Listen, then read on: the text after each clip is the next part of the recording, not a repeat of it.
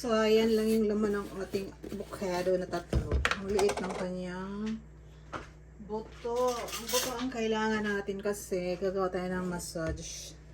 Yung buto massage. Oh. So, lagyan natin siya ng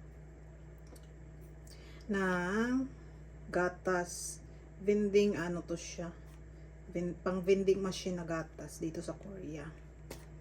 So, ayan. Pwede siyang salad. Tapos ang buto naman ay gagamitin natin. Iskisin natin yan siya para ihalo natin sa ating efficacy. Kasi napanood ko sa video na maganda daw siya sa mga rheumatic.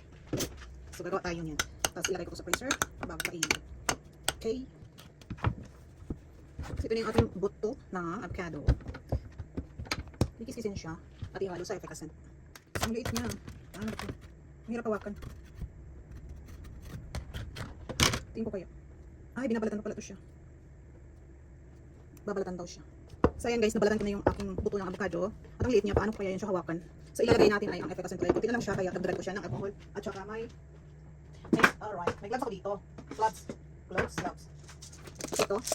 Mabango to siya, para siyang nasa honeymoon. Amoy nito parang nasa honeymoon. Ayun, pag nagpaano ka, lagyan natin ng globes. Mula, paano din sabihin. Tapos kikiskisin natin itong ating buto-buto ng avocado. Sana hindi masusugatan natin kamay. Ay, ayan. So ganyan siya, tino. Ubusin natin yung tatlo. So ayun guys, ang dami na niya. Isang buto lang siya.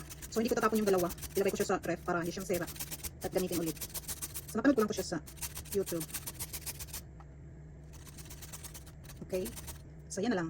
Lagyan natin sa ref yung dalawa. Para magagamit siya pag gusto mong gumawa. Ay, oh, ayan. So kasi nabubuksan naman itong efficacy. Iganda na natin. Unahin natin yung gloves. Mabango siya itong gloves. Yung parang nasa honeymoon ka or pag nag-acupuncture ka. Ganyan ang amoy niya. At lagyan natin siya ng itong padami, alcohol. Para mabango siya. Tipirin natin kasi wala na efficacy, wala nang alcohol. So ganito siya kadami. Ilagay natin siya lahat dyan sa loob. Ganyan. Tapos sabi dun sa napanood kong video, bukas daw, overnight daw to siya, pwede na siyang gamitin.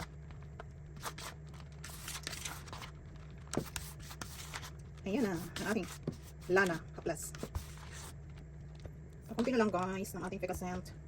Oh, ang ganda, diba? Naghalo siya sa alcohol at saka sa gloves. Lagyan natin ng alcohol para mabango.